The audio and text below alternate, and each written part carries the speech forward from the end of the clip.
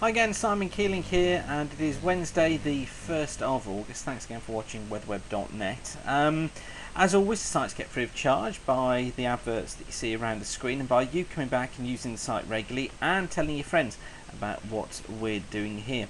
So thanks for doing that, thanks for keeping the site going, thanks for keeping it free of charge. It's all down to you. Okay, looks like we're going into an unsettled spell of weather, but not for all. I've been saying this for a few days now.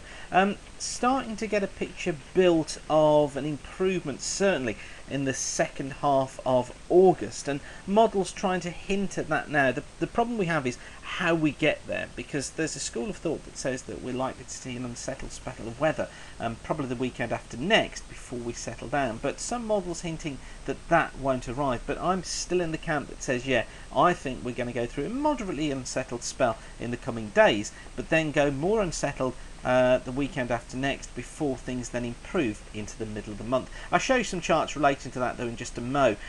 First, let's get the detail out of the way of the next few days, and these are the charts from the GFS. The time is here in the top right hand corner, so that's as we see it at 7 o'clock this morning. Low pressure west of Ireland, look, and rain spreading northward. Some pretty hefty bursts of rain across western Scotland, eastern part of Ireland. I think that rain will be spreading eastwards during the course of the morning. It's already raining heavy here in the west of Wales, and it looks as if southwest Scotland, western Scotland really do get that during the course of this morning. Some very windy conditions out towards the west too. You see the ice bars close together there. I think for this afternoon, most of the showers concentrated through southern and eastern Wales, perhaps one or two the western Midlands, northwest England certainly, and also over Scotland. Some heavier rain affecting the north of Ireland.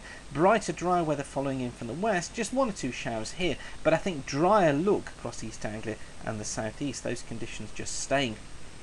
Overnight tonight, yes, some showers around, particularly up towards northern Scotland, where they could merge into longer spells of rain. One or two perhaps affecting the west coast and south coast of Cornwall and Devon. But for many of us, look, it's a dry night with clear skies, and quite a chilly one, down to about 7 degrees by the morning. Through the course of Thursday, low pressure is west of Ireland once again. I think we're in for a day of sunshine and showers through Thursday. Most of the showers affecting more central and eastern parts of the country, running up particularly through southwest England, the southern Midlands, up into parts of the sort of Cambridgeshire, Lincolnshire area. I think down towards the southeast we should find it mainly dry apart from an isolated shower, and just isolated showers for North Wales and northern England as well as Scotland. Some good sunny spells here. Staying unsettled across Ireland with strong winds and some pretty hefty bursts of rain affecting the west. Into overnight into Friday, I think we'll find again we're going to be threatened by showers through the course of the day on Friday. Most of them though, I think affecting western parts of Wales, Ireland, possibly southwest England. An area of more persistent rain and showers could just clip through the far southeast during Friday afternoon, and that could bring one or two thundery outbreaks of rain across probably Kent, I think, during the later part of Friday afternoon. Generally though, it's the west that sees most of the showers, as you can see, with many central and eastern areas tending to stay dry. For Saturday, well, on Saturday we find the low pressure centred across Ireland. Again, it's going to be the island and western parts of Wales and England, as well as southern parts of Ireland, that see some pretty hefty showers, some prolonged showers as well, possibly turning thundery. Although central and eastern parts of England, again, I'm hopeful, could stay largely dry, just isolated showers here. Dry across the far north of Scotland, and that's where the best of the sunshine will be. Windy again, look, in the southwest of England.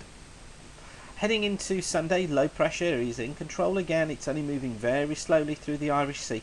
Again, it's going to be this area focused of the showers. Ireland, southwest England, western parts of Wales, southwestern parts of Scotland, possibly northwest England too. It's this area where we could see some pretty hefty bursts of rain and some very heavy showers. I think across many central and eastern parts of England, the north and east of Scotland, here we should find it much drier and brighter with some sunny spells. And then heading into the early part of the week, well, on Monday the low pressure drifts across northern England, so it takes the heavy showers with it through northern England. Few to the south and the west, as that low eventually clears out of the way into Tuesday. I think for Tuesday it's going to be eastern Scotland, northeast England that sees most of any showers. I think more western and southern areas should be staying dry through the day with good spells of sunshine. These are very, very low totals of rain, so really these areas are seeing the best of the weather.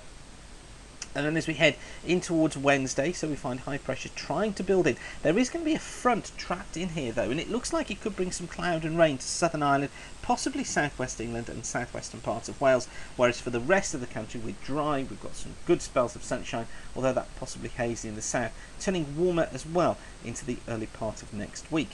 Now, I was telling you about how things evolve after this, because really it's critical, I think, for the forecast for the rest of August, how we see things develop here. You see, this is an area of low pressure that's centred off towards the southwest of Ireland. Now, if we take a look at ECMWF charts for that time, these go forward in 24-hour steps. So we're going to take a look at the period from the 8th of August as far as the ECMWF sees. Look, and here's the area of low pressure that's being seen by the GFS. So if we go back to the GFS, there it is, look, off southwestern Ireland, and there it is on the ECMWF. Now, notice it's tied in with this deep trough that's west of Ireland. Watch what happens.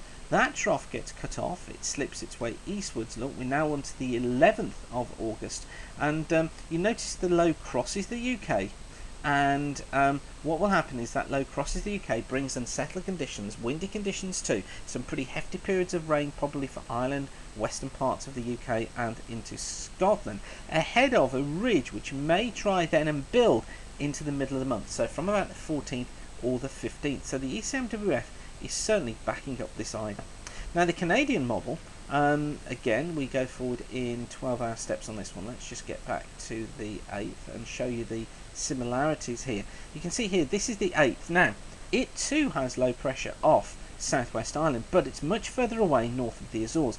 It then builds this ridge, look, to the north, and you watch what happens over the coming days. It actually builds the ridge through the country, builds high pressure, but we don't see that area of low pressure. Look, it stays to the south of the country. So we've got a bit of a discrepancy here between the models as to how this develops, although they all lean towards high pressure from from a sort of the middle part of the month, so 12th, 13th, 14th of the month. They're leaning into that idea. So we can kind of take from this that yes, the models are sort of in an agreement of sorts.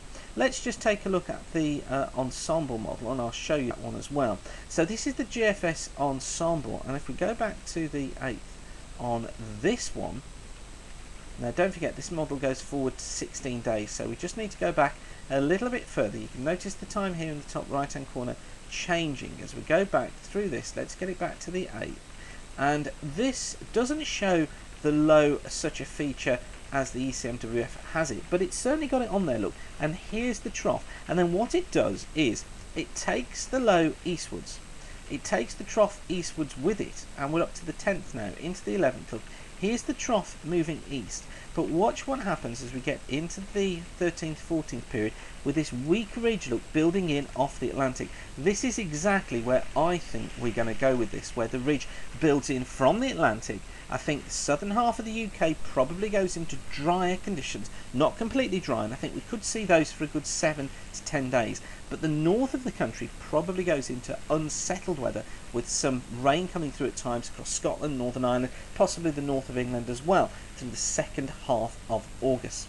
So it's interesting to see how these models are developing. They are similar in their predictions of an improvement from about the 14th or the 15th. How we get there is a different story, but I tend to lean to the idea of it being unsettled prior to that, particularly next weekend, before things settle down into the week after next. Hopefully that's been useful for you. That's where we are just at the moment. As I said at the beginning, the sites get free of charge by the adverts you see around. So the more you come back and visit, the more revenue it raises. That keeps the site free of charge. And when you click on adverts, that generates more revenue, etc., etc. And also by telling your friends about us as well, particularly through Twitter and through Facebook, that's what gets more people viewing. So thanks again for watching, and keep the sun shining. Bye for now.